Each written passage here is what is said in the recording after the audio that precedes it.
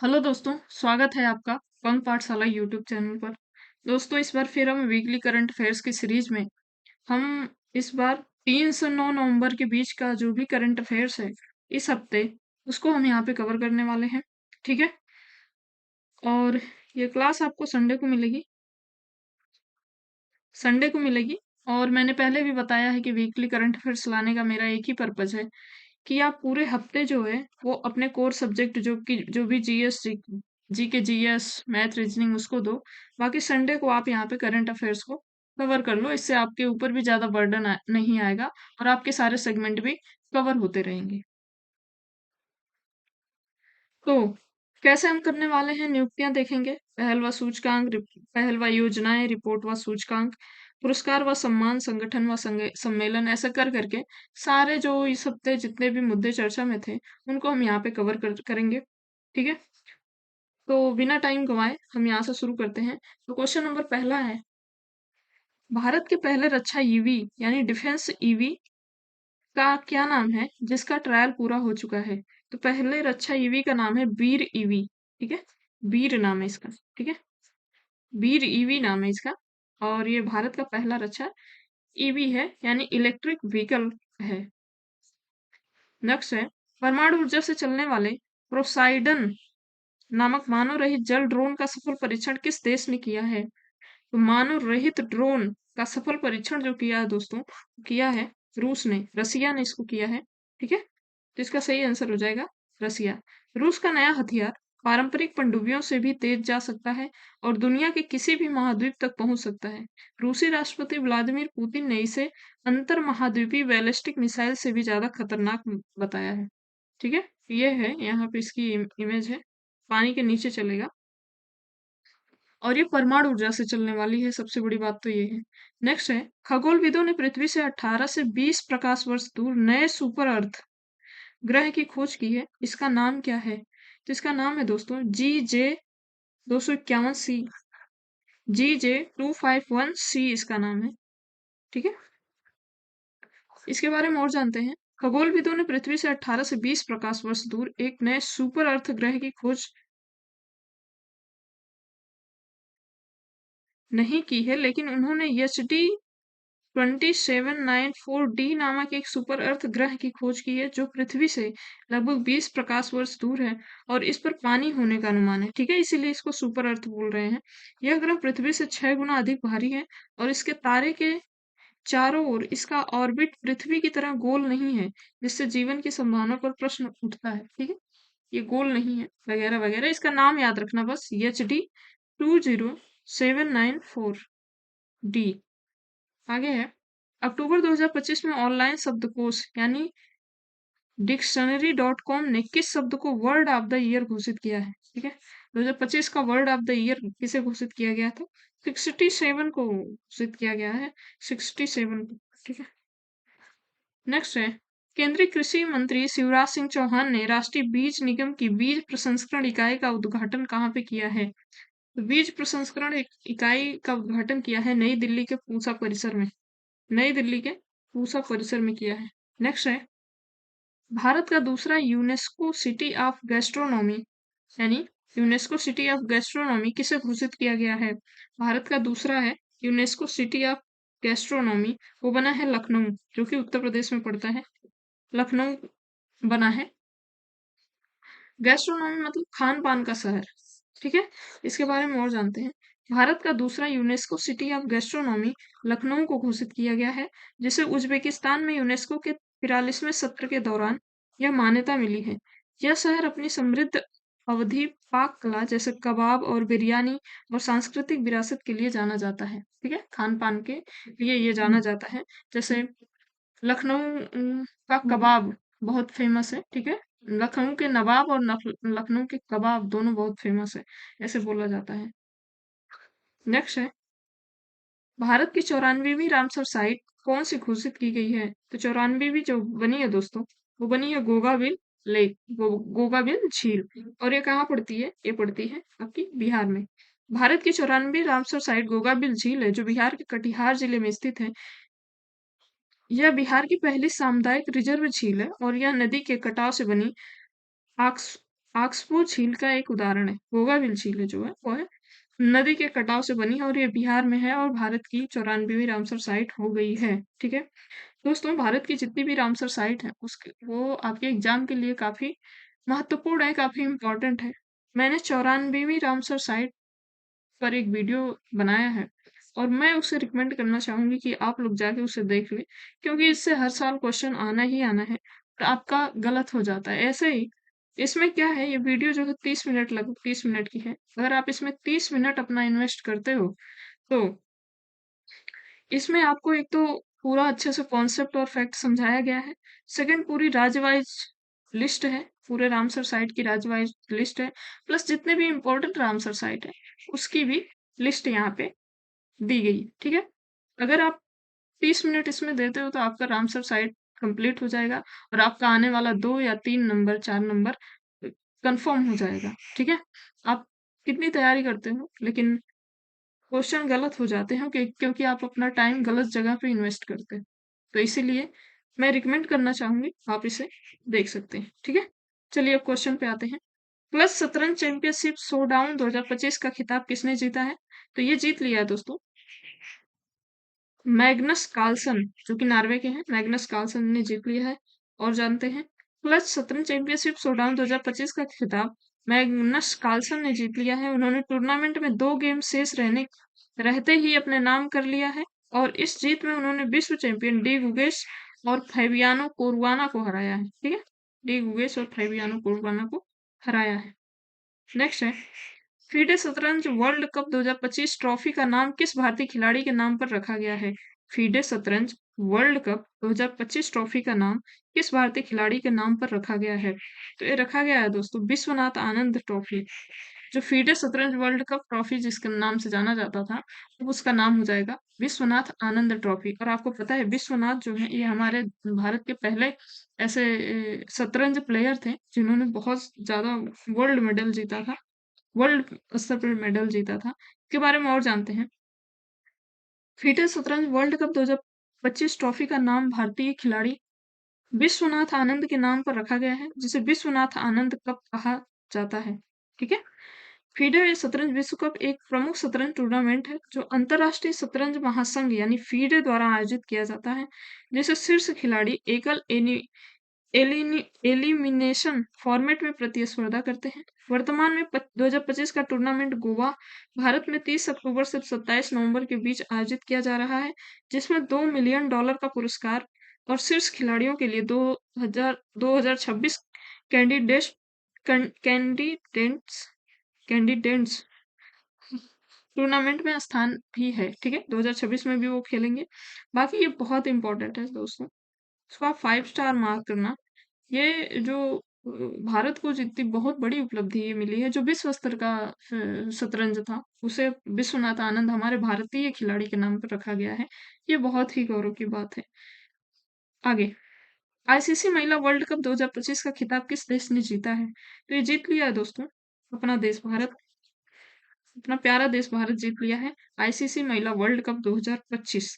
और ये जो टूर्नामेंट है दोस्तों, इससे आपको आपके एग्जाम में बहुत सारे क्वेश्चन बनेंगे। ठीक है, इसीलिए मैंने जब ये वर्ल्ड कप हुआ था उसी समय मैंने एक वीडियो बनाया था, जीत गया भारत, जिसमें मैंने सारे फैक्ट कॉन्सेप्ट इसमें कवर किए हैं। ये भी आपको इसी चैनल पे मिलेगा, पंग पाठशाला पे। अगर आप नहीं देखे हैं उसको जाके देख लें, क्योंकि आने वाले एग्जाम के लिए ये बहुत ज्यादा इम्पोर्टेंट है।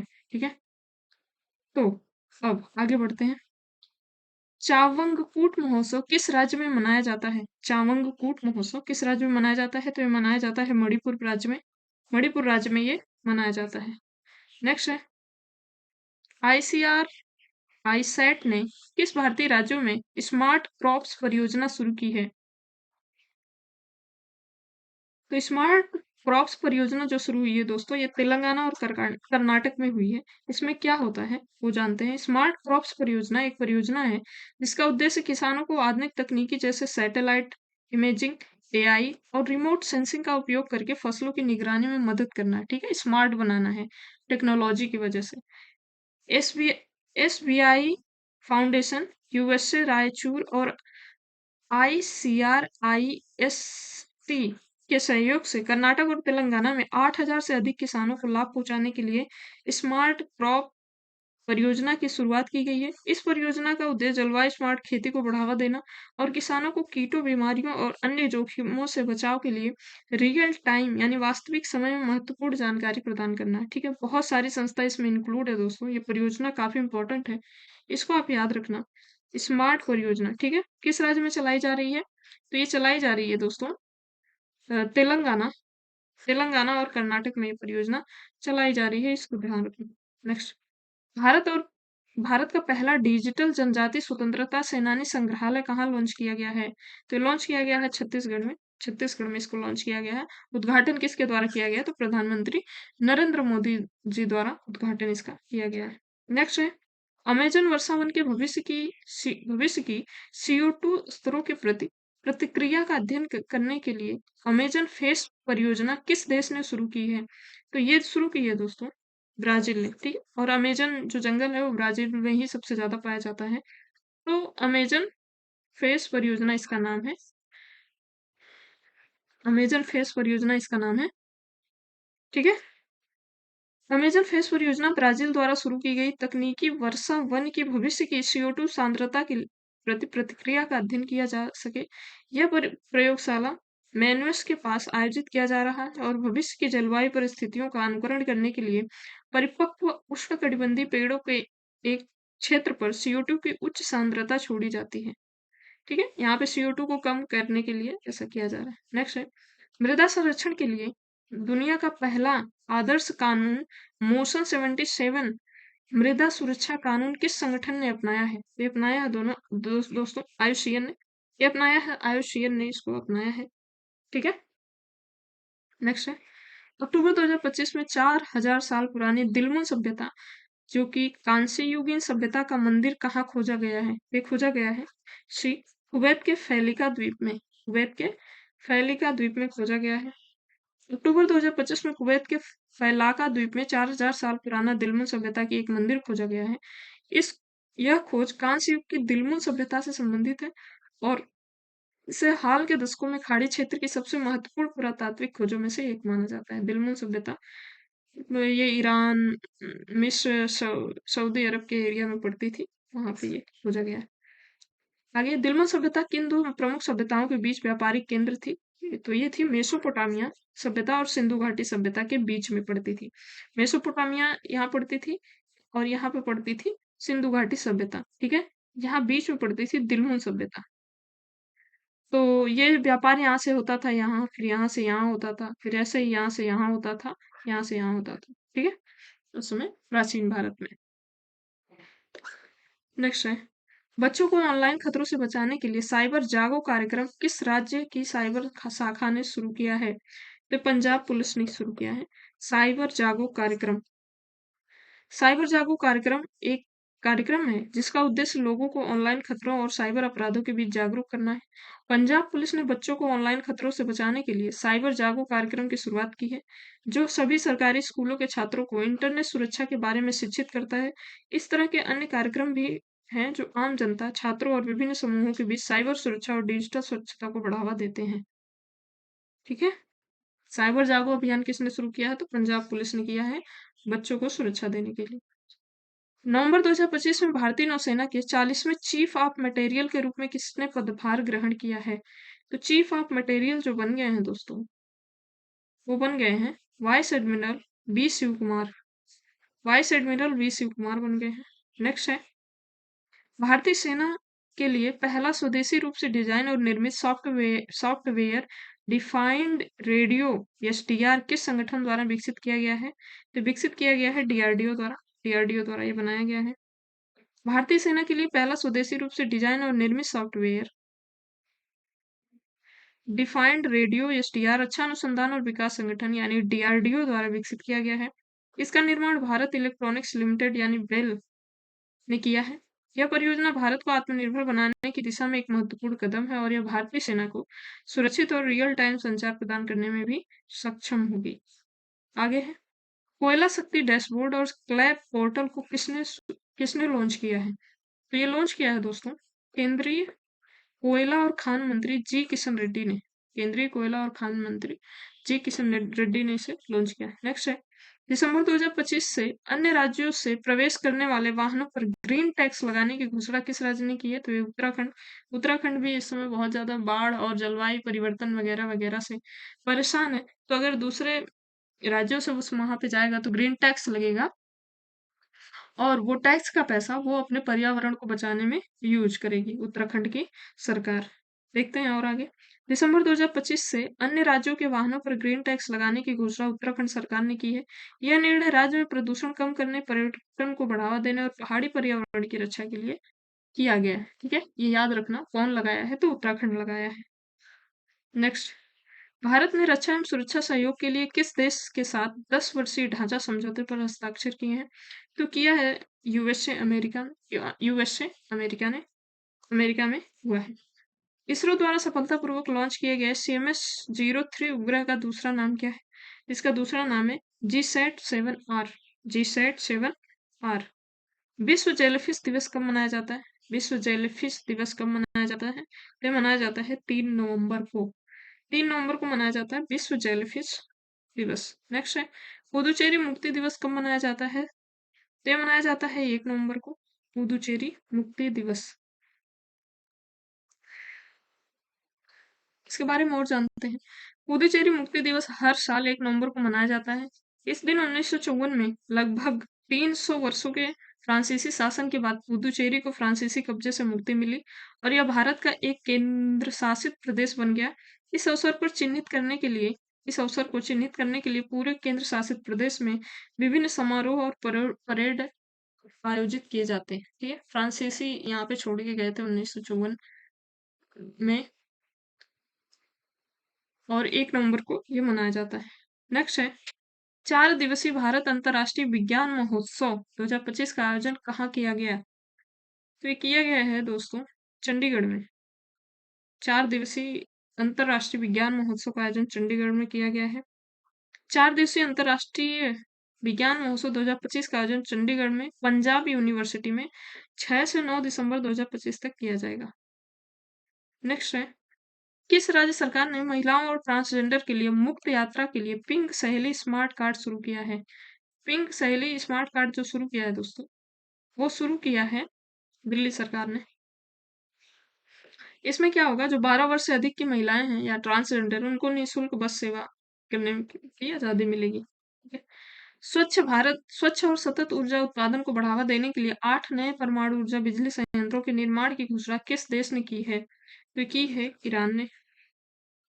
नेक्स्ट है, भारत में पूरी तरह से पहली डिजिटल राष्ट्रीय समुद्री मत्स्य पालन जनगणना 2025 कहाँ शुरू की गई है? तो शुरू की गई है दोस्तों विशाखापट्टनम में। सॉरी, विशाखापट्टनम में नहीं की गई है, ये की गई है कोच्चि में।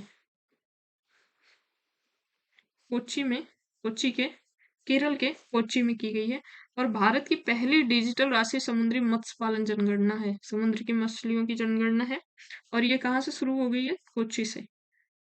भारत की पहली पूरी तरह से डिजिटल राष्ट्रीय समुद्री मत्स्य पालन जनगणना 2025 कोच्चि केरल में शुरू की गई है। मत्स्य पालन, पशुपालन और डेयरी राज्य मंत्री जॉर्ज कुरियन ने ICAR केंद्रीय समुद्री मत्स्य अनुसंधान संस्थान यानी CMFRI में इस जनगणना का शुभारंभ किया है। ठीक है, कई संस्थाएं हैं और ये अभी शुरू हुई है जनगणना। इस पे बहुत सारे डेटा और रिपोर्ट, इस पे बहुत सारे डेटा आएंगे, बहुत सारे, उसको हम आने वाले वीडियो में कवर करते रहेंगे। ठीक है, तंबाकू और वेपिंग उत्पादों पर पीढ़ीगत प्रतिबंध लागू करने वाला दुनिया का पहला देश कौन बन गया है? तंबाकू पर पीढ़ीगत प्रतिबंध लगा देने वाला दुनिया का कौन देश बन गया? तो इसमें सी बन गया है मालदीव। नेक्स्ट है, आसियान रक्षा मंत्रियों की बैठक प्लस 2025 का आयोजन कहाँ पे हुआ था? तो हुआ था दोस्तों कुआलालंपुर, मलेशिया में। आसियान रक्षा मंत्रियों की बैठक प्लस 2025 का आयोजन कुआलालंपुर, मलेशिया में हुआ था। यह बैठक 1 नवंबर 2025 को मलेशिया की अध्यक्षता में आयोजित की गई थी। नेक्स्ट है, साइबर अपराध के खिलाफ संयुक्त राष्ट्र कन्वेंशन पर वियतनाम में हुए सम्मेलन के दौरान कितने देशों ने हस्ताक्षर किए हैं? ये किए हैं 72 देशों ने। Sorry, 1 minute. वियतनाम के हनोई में साइबर अपराध के खिलाफ संयुक्त राष्ट्र कन्वेंशन पर हुए सम्मेलन के दौरान 72 देशों ने हस्ताक्षर किए हैं। यह हस्ताक्षर अक्टूबर 2025 में हुए उच्च स्तरीय सम्मेलन के दौरान किए गए थे, जब संधि को हस्ताक्षर के लिए खोला गया था। आगे है, भारतीय नौसेना के चीफ ऑफ पर्सनल कौन नियुक्त हुए हैं? तो ये हुए हैं गुरुचरण सिंह। नेक्स्ट है, 8वें वेतन आयोग का अध्यक्ष किसे नियुक्त किया गया है? तो रंजना प्रकाश देसाई। ठीक है, 8वां वेतन आयोग जो है वो रंजना प्रकाश देसाई को नियुक्त किया गया है। याद कैसे रखोगे? प्रकाश, देखो 8वां वेतन जब भी आएगा लोगों की सैलरी बढ़ेगी, तो इसमें क्या है, लोगों के जीवन में प्रकाश हो जाएगा। जब सैलरी बढ़ेगी तो उनके जीवन में प्रकाश हो जाएगा, ऐसे याद रखना। और वेतन से वैसे ही जब जब वेतन आता है लगता है लाइफ चमक गई है, तो ऐसे आप कनेक्ट करके याद कर लेना। आगे है, भारतीय मानक ब्यूरो के नए डायरेक्टर जनरल कौन हैं? तो भारतीय मानक ब्यूरो के नए डायरेक्टर जनरल बने हैं संजय गर्ग। आगे है, भारतीय मानक ब्यूरो भारत का राष्ट्रीय मानक निकाय है जो वस्तुओं के मानकीकरण, मुहर लगाने और गुणवत्ता प्रमाणन की गतिविधियों के समन्वय और विकास के लिए जिम्मेदार है। यह उपभोक्ता मामले, खाद्य और सार्वजनिक वितरण मंत्रालय के अंतर्गत कार्य करता है और इसका मुख्यालय नई दिल्ली में है। बीआईएस भारतीय मानकों को विकसित और प्रकाशित करता है, प्रयोगशालाओं को मान्यता देता है और हॉल मार्किंग जैसी प्रक्रियाओं को लागू करता है। आईसीएमआर ने निपाह वायरस से लड़ने के लिए कौन सी दवा बनाने हेतु कंपनियों को आमंत्रित किया है? तो ये किया है मोनोक्लोनल एंटीबॉडी। निपाह वायरस क्या होता है? तो निपाह वायरस मुख्य रूप से मस्तिष्क को प्रभावित करता है, जिससे गंभीर इंसेफ्लाइटिस होता है, जिससे मस्तिष्क के ऊतकों में सूजन आ जाती है। यह श्वसन तंत्र को भी प्रभावित कर सकता है, जिसके परिणाम स्वरूप खांसी और सांस लेने में कठिनाई जैसे लक्षण दिखाई देते हैं। नेक्स्ट है, किस देश ने पहली बार थोरियम यूरेनियम ईंधन रूपांतरण में सफलता प्राप्त की है? तो ये की है दोस्तों, चीन ने। आगे, 2025 बुकर पुरस्कार के लिए किस भारतीय लेखिका को उनके उपन्यास the loneliness of Sonia and Sunny के लिए चयनित किया गया है? तो ये किया गया है दोस्तों किरण देसाई को। किरण देसाई को ये चयनित किया गया है। नेक्स्ट है, एशियाई युवा खेल 2025 कहाँ आयोजित हुए थे? तो ये हुए हैं मनामा बहरीन में। मनामा बहरीन में हुए हैं। एशियाई युवा खेल 2025 बहरीन के मनामा में 22 से 31 अक्टूबर 2025 तक आयोजित किए गए थे। इस आयोजन का तीसरा संस्करण था, जिसमें भारत ने 13 स्वर्ण, 18 रजत और 17 कांस्य पदक सहित कुल 48 पदक जीतकर अपना सर्वश्रेष्ठ प्रदर्शन किया। ये खेल सेनेगल के डकार में 2026 के युवा ओलंपिक के लिए एक क्वालिफाइंग के रूप में भी काम करते हैं। आगे है, रोहन बोपन्ना जिन्होंने नवंबर 2025 में संन्यास की घोषणा करी है, किस खेल से संबंधित थे? तो ये थे दोस्तों टेनिस से। टेनिस खेलते थे रोहन बोपन्ना। प्रो कबड्डी लीग के 12वें सीजन का विनर कौन बना है? तो ये बना है दोस्तों दबंग दिल्ली। दबंग दिल्ली बना है। प्रो कबड्डी लीग के 12वें सीजन का विनर दबंग दिल्ली केसजी बना है। उन्होंने फाइनल में पुडेरी पलटन को 31-28 से हराकर एक खिताब अपने नाम किया। यह दबंग दिल्ली का दूसरा पीकेएल खिताब है। नेक्स्ट है, स्वास्थ्य मंत्रालय के स्वास्थ्य स्वस्थ नारी सशक्त परिवार अभियान के तहत भारत ने कितने गिनीज वर्ल्ड रिकॉर्ड बनाए हैं? तो बनाए हैं 3। और जानते हैं, प्रधानमंत्री श्री नरेंद्र मोदी ने स्वस्थ नारी सशक्त परिवार अभियान के तहत 3 गिनीज वर्ल्ड रिकॉर्ड के निर्माण की सराहना की है। स्वस्थ नारी सशक्त परिवार अभियान भारत सरकार द्वारा महिलाओं, किशोरियों और बच्चों के स्वास्थ्य और पोषण के सुधार के लिए शुरू की गई एक राष्ट्रव्यापी स्वास्थ्य पहल है। यह अभियान पोषण माह के अंतर्गत 17 सितंबर से 2 अक्टूबर 2025 तक आयोजित किया गया था और इसका उद्देश्य स्वस्थ शिविरों, स्वस्थ जांच और जागरूकता सत्रों के माध्यम से महिलाओं के स्वास्थ्य को बेहतर करना था। किस भारतीय उच्च न्यायालय ने पहली बार आधिकारिक रूप से क्रिप्टो करेंसी की संपत्ति एसेट एसेट के रूप में मान्यता दी है? क्रिप्टो करेंसी को संपत्ति के रूप में मान्यता दी है पहली बार भारत में। तो भारतीय उच्च न्यायालय है मद्रास हाई कोर्ट। ठीक है, 1 मिनट दोस्तों, 1 मिनट।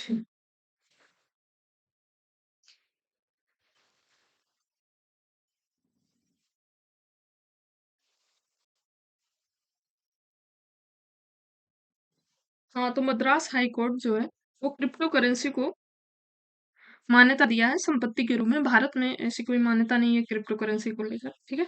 सरकारी मान्यता कोई नहीं है, लेकिन पहली बार ये मद्रास हाईकोर्ट ने दिया है। दुनिया का सबसे बड़ा पुरातात्विक संग्रहालय किस देश में खोला गया है? ये खोला गया है मिस्र, इजिप्ट में। दुनिया का सबसे बड़ा पुरातात्विक संग्रहालय मिस्र में खोला गया है, जिसका नाम ग्रैंड इजिप्शियन म्यूजियम है। यह गीजा के पिरामिड के पास स्थित है और 1 लाख से अधिक प्राचीन मिस्र की कलाकृतियां हैं, जिसमें तूतनखामुन के मकबरे से भी में सभी वस्तुएं एक ही स्थान पर प्रदर्शित की गई। ठीक है, नेक्स्ट है फ्रांस सरकार द्वारा प्रतिष्ठित नागरिक पुरस्कार Chevalier de l'Ordre National du Merit Merit से किसे सम्मानित किया गया है? तो ये किया गया है सुनील कांत मुजाल, हीरो इंटरप्राइजेस के चेयरमैन है ये, सुनील कांत मुजाल। भारत और इजराइल के बीच रक्षा सहयोग पर संयुक्त कार्य समूह की 17वीं बैठक कहाँ आयोजित हुई है? ये हुई है दोस्तों तेल अवीव इजराइल में, तेल अवीव इजराइल में। भारतीय अंतरिक्ष अनुसंधान संगठन इसरो 2 नवंबर 2025 को अपने सबसे भारी उपग्रह CMS-03 को लॉन्च करने जा रहा है। यह प्रक्षेपण सतीश धवन अंतरिक्ष केंद्र श्रीहरिकोटा से LVM-3M5 लॉन्च वाहन के माध्यम से लॉन्च किया जाएगा। वही शक्तिशाली रॉकेट जिसने भारत के ऐतिहासिक चंद्रयान-3 मिशन को सफलतापूर्वक वो जो लैंड किया था चंद्रमा की सतह पर। आगे, किस देश के पूर्व उपराष्ट्रपति डिक चेनी का 84 वर्ष की उम्र में निधन हो गया? तो ये निधन हो गया दोस्तों, अमेरिका के पूर्व उपराष्ट्रपति हैं डिक चेनी। ठीक है, आगे है तीनों अंतरराष्ट्रीय प्रारूपों टेस्ट, वनडे और T20 टेस्ट, वनडे और T20 में शतक लगाने वाली पहली भारतीय महिला क्रिकेटर कौन बन गई है? तो ये बन गई हैं स्मृति मंधाना, जो कि भारतीय टीम की उप कप्तान है, स्मृति मंधाना। आगे है भारतीय नौसेना के नेतृत्व में आयोजित त्रिशूल 2025 ट्राई सर्विसेज एक्सरसाइज की शुरुआत कहाँ हुई है?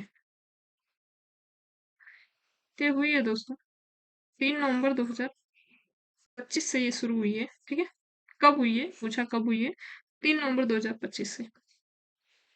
त्रिशूल अभ्यास का पहला चरण भारतीय नौसेना के नेतृत्व में शुरू हुआ है। इसके बाद भारतीय थल सेना दूसरा चरण संभालेगी, जबकि अंतरिम चरण में भारतीय वायुसेना संभालेगी। इसमें क्या है त्रिशूल, देखो जैसे त्रिशूल होता है ना, 1 मिनट, और ये होता है ऐसे। तो इस त्रिशूल इसलिए नाम रखा गया है क्योंकि इसमें तीनों सेना है, थल सेना, वायुसेना और जल सेना। ये तीनों मिलके ये त्रिशूल नामक अभ्यास कर रही हैं, इसीलिए इसका नाम त्रिशूल रखा गया है। ठीक है, आगे है भारत ने कब तक 300 मिलियन टन इस्पात उत्पादन क्षमता का लक्ष्य रखा है? ये रखा है दोस्तों 2030 तक। किस प्रसिद्ध क्रिकेटर को फुटबॉल में सेवाओं के लिए किंग चार्ल्स द्वितीय द्वारा नाइट की उपाधि दी गई है? तो दी गई है इंग्लैंड के पूर्व कप्तान सर डेविस बेकहम को, सर डेविस बेकहम को। नेक्स्ट है कौन भारतीय मूल की महिला वर्जीनिया के लेफ्टिनेंट गवर्नर बनी है? तो ये बनी है दोस्तों गजाला हाशमी, गजाला हाशमी बनी है। आगे है देश की पहली स्वदेशी MRI मशीन का परीक्षण कहाँ पे किया गया है? तो एम्स दिल्ली में किया गया है। अगला है भारतीय सेना ने पहली बार FPV कामिकेज ड्रोन का सफलतापूर्वक परीक्षण कहाँ पे किया है? तो ये किया है दोस्तों पठानकोट, पंजाब में, पठानकोट पंजाब में। भारतीय सेना ने पहली बार FPV कामिकेज ड्रोन का सफल परीक्षण पंजाब के पठानकोट में किया है। इस परीक्षण में ड्रोन ने अपनी कार्यक्षमता साबित की और यह आत्मघाती हमले के साथ साथ एंटी टैंक हथियार से लैस है। ये कामिकेज ड्रोन क्या होता है, मान लो ऐसे वो हमला कर रहा है, लेकिन अगर पकड़ में आ जाता है तो खुद गिर के नष्ट हो जाता है। आत्मघाती है, यानी खत्म कर लेता है खुद को, दुश्मन की पकड़ में नहीं आता है। ठीक है, इस वजह से ये ज्यादा चर्चा में रहता है। आगे है भारत का पहला क्वांटम कंप्यूटिंग गांव, ये थिंक ढक गया है, किस राज्य में है? तो ये बना है, ये है आंध्र प्रदेश पर अमरावती, आंध्र प्रदेश का अमरावती गांव क्वांटम कंप्यूटिंग गांव बना है आंध्र प्रदेश का अमरावती। नेक्स्ट है विश्व टेस्ट चैंपियनशिप 2025 का खिताब किस देश टीम ने जीता है? तो ये जीत लिया दोस्तों दक्षिण अफ्रीका की टीम ने जीत लिया है। विश्व टेस्ट चैंपियनशिप 2025 का खिताब दक्षिण अफ्रीका ने जीता है। उन्होंने लंदन के लॉर्ड्स में खेले गए फाइनल में ऑस्ट्रेलिया को 5 विकेट से हराकर यह ऐतिहासिक जीत दर्ज की है। यह दक्षिण अफ्रीका का पहला WTC खिताब था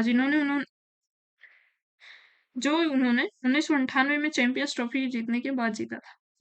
ऑस्ट्रेलिया को हराया। ऑस्ट्रेलिया इस समय खूब हार रहा है क्रिकेट में। ठीक है, शायद ओवर कॉन्फिडेंस हो, इसीलिए आपको भी ओवर कॉन्फिडेंस नहीं रखना है, किसी को भी नहीं रखना चाहिए। विश्व रेडियोग्राफी दिवस कब सेलिब्रेट किया गया? तो ये किया गया 8 नवंबर को। आगे है, राष्ट्रीय कैंसर जागरूकता दिवस कब मनाया गया है? तो ये मनाया गया है दोस्तों 7 नवंबर को। नेक्स्ट है, अंतरराष्ट्रीय बायोस्फीयर दिवस 2025 कब मनाया गया? तो ये मनाया गया है 3 नवंबर को, और इसकी थीम रही है प्रकृति के साथ सद्भावना और सतत विकास। प्रकृति के साथ सद्भावना और सतत विकास। आगे है, सलूर डुगरा गांव जो अपने पारंपरिक रम्माड़ उत्सव के लिए प्रसिद्ध है, किस राज्य में स्थित है? ये स्थित है दोस्तों उत्तराखंड में। रम्माड़ उत्सव। आगे है, भारत ने किस देश को 20 मीट्रिक टन फोर्टिफाई चावल का निर्यात किया है? तो ये किया है पापुआ न्यू गिनी को। पापुआ न्यू गिनी ये है, यहाँ पे भारत ने चावल भेजे हैं। आगे है, भारत में चीतों के पुनर्वास के लिए निर्धारित 3 प्रमुख स्थल कौन से हैं? तो ये हैं दोस्तों, चीते लाए जा रहे हैं फिर से। तो ये लाए जा रहे हैं कुनू नेशनल पार्क, गांधी सागर अभ्यारण्य और नौरादेही वन्यजीव अभ्यारण्य। इसमें इनको बसाया जाएगा चीतों को। किस राज्य में स्थित नौरादेही अभ्यारण्य को चीतों का तीसरा निवास स्थान घोषित किया गया है? तो जो नौरादेही है वो मध्य प्रदेश में है। नेक्स्ट है,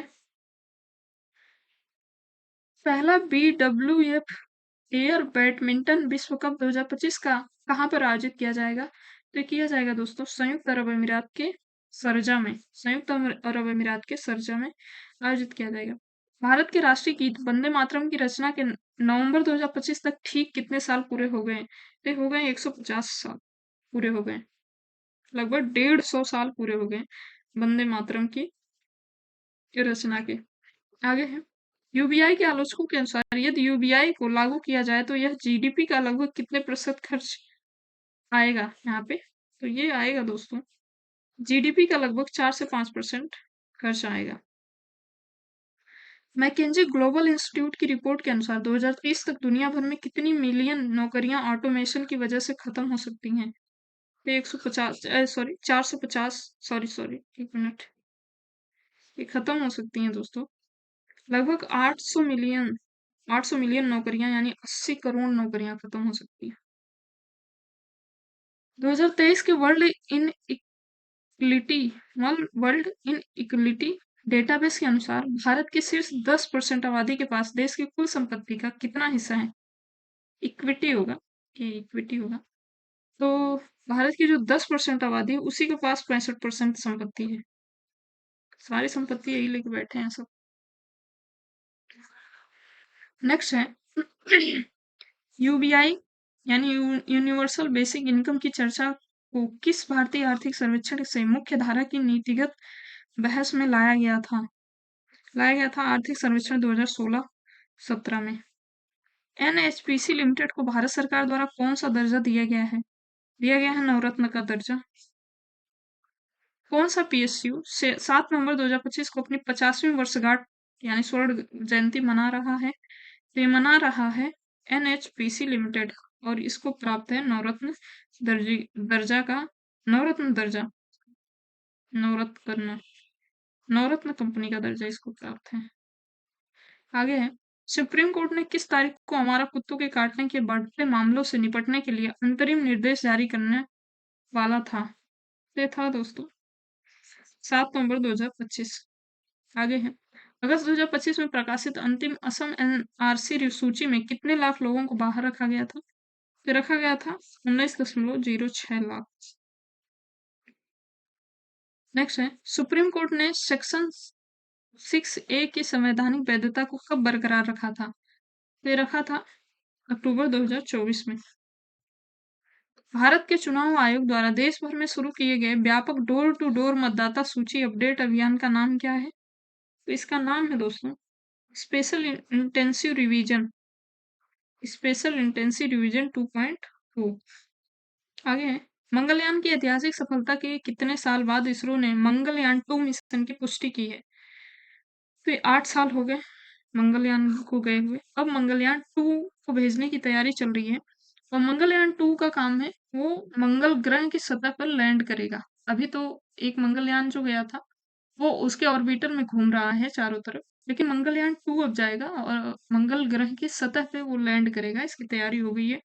मंगलयान की सफलता के 9 साल बाद इसरो ने मंगलयान 2 मिशन की तैयारी की पुष्टि की है। मंगलयान 2 मिशन को इसरो ने मंगलयान की ऐतिहासिक सफलता के करीब 9 साल बाद सार्वजनिक किया है। आगे है, आईएटीए की रिपोर्ट के अनुसार पिछले वर्ष जीपीएस स्पूफिंग की घटना में कितने प्रतिशत की वृद्धि दर्ज की गई है? ठीक है, तो ये 62%, यानी साइबर हैक का मामला जो है उससे संबंधित है। साइबर सुरक्षा के संदर्भ में जीपीएफ स्पूफिंग क्या है? जीपीएस जीपीएस स्पूफिंग क्या है? ठीक है, तो ये है दोस्तों फर्जी जीपीएस सिग्नल डेटा को जहाज तक ट्रांसफर करना। ठीक है, फर्जी डेटा जहाज तक ट्रांसफर कर देते हैं, जैसे फिर उस जहाज का डाइवर्जन हो जाता है इधर उधर। फर्जी डेटा दे देते हैं, जैसे कि बहुत ज्यादा कोहरा है आगे, या फिर अरे सॉरी बहुत ज्यादा तूफान आने वाला है, या फिर बहुत हार्ड है आगे, तो वो गलत सूचना दे देते हैं। इससे हवाई जहाज सिग्नल बाधित हो जाता है।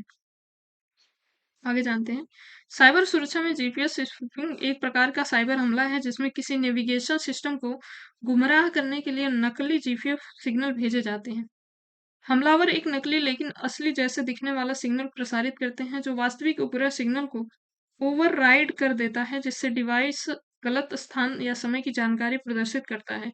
यह विमानों, जहाजों और अन्य प्रणालियों को खतरनाक रूप से गलत दिशा में ले जा सकता है, जो नेविगेशन के लिए जीपीएस पर निर्भर करता है। ठीक है, वैसे भी जीपीएस से ही चलता है हमारे जो जहाज वगैरह हैं। हाल ही में दिल्ली में के इंदिरा गांधी अंतर्राष्ट्रीय हवाई अड्डे पर किस गंभीर सुरक्षा घटना के कारण जहाजों के संचालन में देरी हुई? तो इसी के कारण हुई थी। ये एयर ट्रैफिक कंट्रोल प्रणाली में तकनीकी समस्या आ गई थी।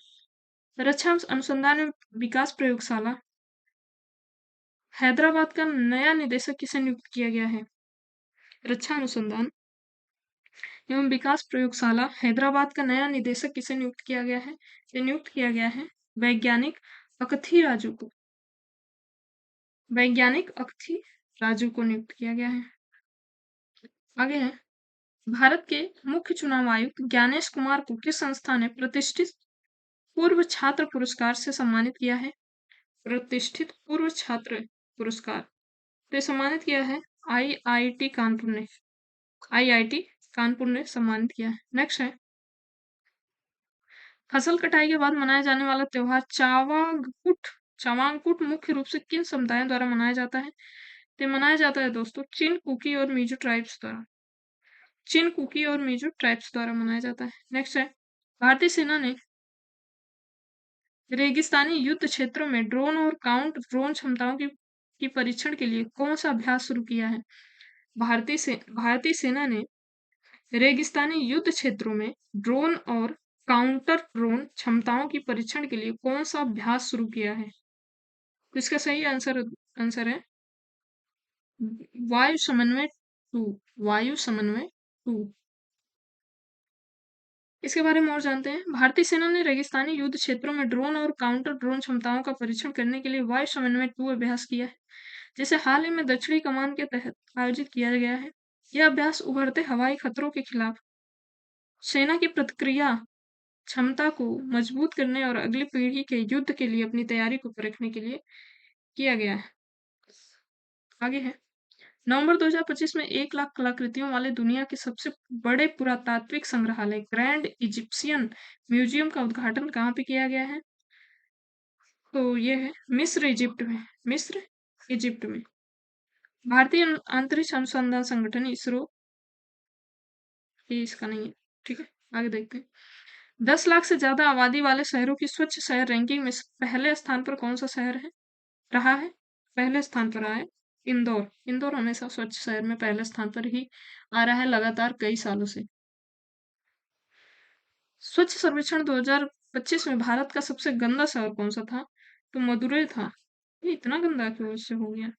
मदुरई जो तमिलनाडु का है, सबसे गंदा शहर इसमें था। रिपोर्ट में 2025 के लिए देश के शीर्ष 10 सबसे गंदे शहरों की सूची जारी की गई है, जिसमें मदुरई सबसे गंदे शहर के रूप में पहले स्थान पर है। उसके बाद लुधियाना, चेन्नई, रांची और बेंगलुरु है। ठीक है। World Justice Project Rule of Law Index 2025 में भारत कौन सा स्थान है? भारत का कौन सा स्थान है? तो स्थान है दोस्तों 86वां। World Justice Project Rule of Law Index 2025 में भारत 86वां स्थान पर है। यह पिछले वर्ष की तुलना में 6 पायदान नीचे है, जिसमें 143 देशों का मूल्यांकन किया गया था और डेनमार्क पहले स्थान पर। आगे है प्रो कबड्डी लीग के 12वें संस्करण का खिताब किस टीम ने जीता है? तो जीता है दबंग दिल्ली ने। ठीक है, दबंग दिल्ली ने इसको जीत लिया है। किस भारतीय राज्य सरकार ने आधिकारिक तौर पर रोहू को राज्य मछली घोषित किया है? तो रोहू को राज्य मछली घोषित किया है पंजाब सरकार ने। ये रोहू होती है और इसको पंजाब सरकार ने राज्य मछली घोषित किया है। ठीक है, तो दोस्तों यहाँ पे हमारा वीकली करंट अफेयर्स के जितने भी फैक्ट थे, जितने भी कॉन्सेप्ट थे, इसको हम लोगों ने यहाँ पे कवर किया। ठीक है, आप लोग इसे बार बार पढ़िए, बार बार रिवीजन करिए। मिलते हैं किसी और क्लास में, तब तक के लिए धन्यवाद।